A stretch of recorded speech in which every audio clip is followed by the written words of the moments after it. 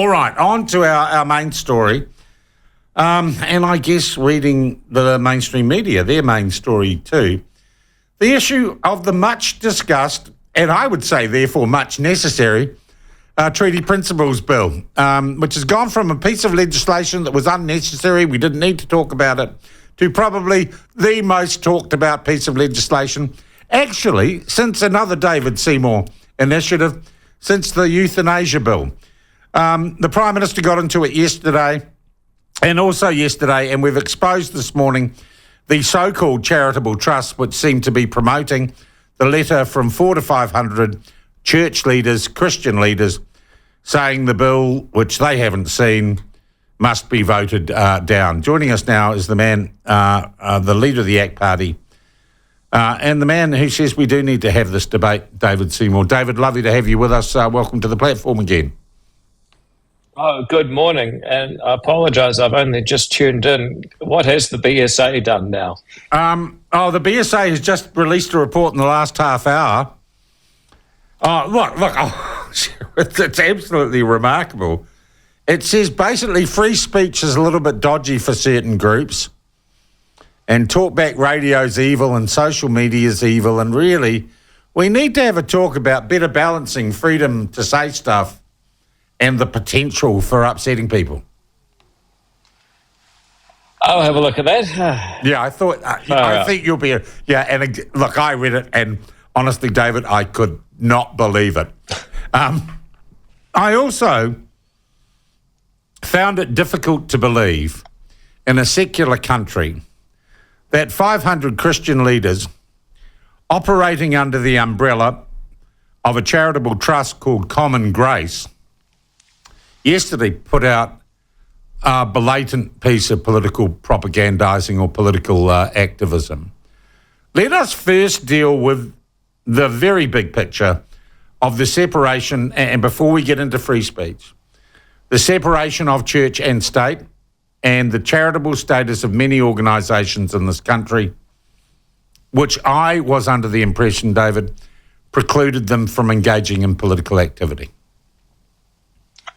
Well, it's an interesting question, isn't it? I mean, Greenpeace have walked the line and lost charitable status for their political activity.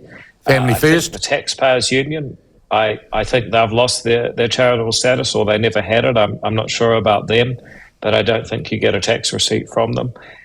Generally speaking, in New Zealand, we don't have a tradition of think tanks or tax deductible lobby groups. And you do have to wonder if you're a church and you engage in politics, is that going to remove your charitable status? I guess maybe there's a few people in churches that might want to have a chat to the IRD. Common Grace seems to be run or staffed by people who are involved in organisations like Oxfam. It claims connections with a similarly activist group called Common Grace Australia.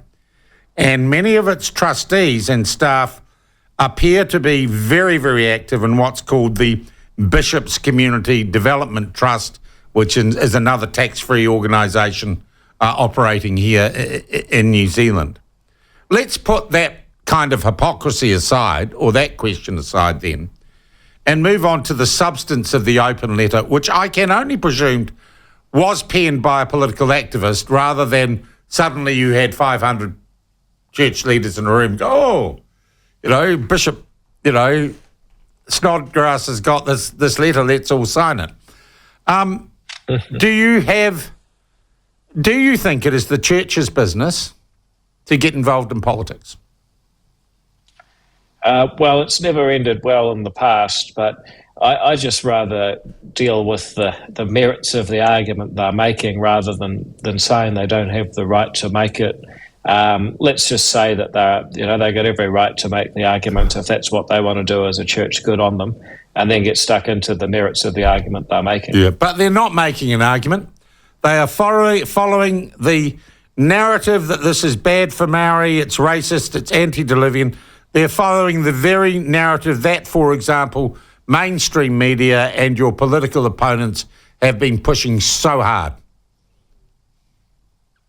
Well, that may be true.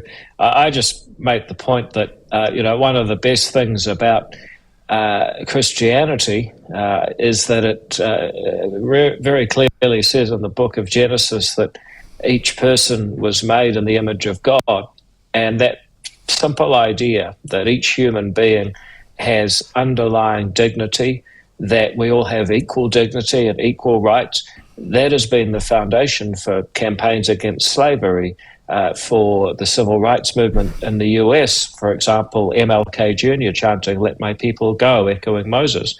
I'm not a Christian, but I do recognize that we owe a huge amount of our liberal democratic traditions and our human rights to Christian teachings in our society. And the funny thing is that that's very much the spirit of the Treaty Principles Bill. It's very much the spirit of the treaty itself, that we all have equal rights. Now, why a bunch of church leaders have abandoned the core Christian teaching to promote an idea that the treaty should divide us by race is difficult to understand. And it seems that they seem to believe that 2,000 years of Christian teaching of unity, love for your fellow person, and the fundamental equal dignity of every human being can be whisked away by a couple of decades of court rulings in one country at the bottom of the Pacific. It's a very strange position these church I would put it to you that further to that, David, many churches in New Zealand and the Anglican Church have in fact embraced the very principles that you want to debate and made themselves into dual governance organisations. These groups have been at the forefront, some of them, of creating, if you like, this two-tiered or this partnership structure within their denominations. Yeah, a lot of them have chosen that structure, and again, it's a very strange thing because it seems to go against the best of Christianity, but ultimately I believe private organisations should be able to organise themselves as they wish. Right. One thing I hope to achieve with the Treaty Principles Bill is to actually enable and empower people to say, hang on, we've had a debate about this. We don't need to divide ourselves up into a partnership between races. That's not what the treaty is about. It's about the government has the right to govern.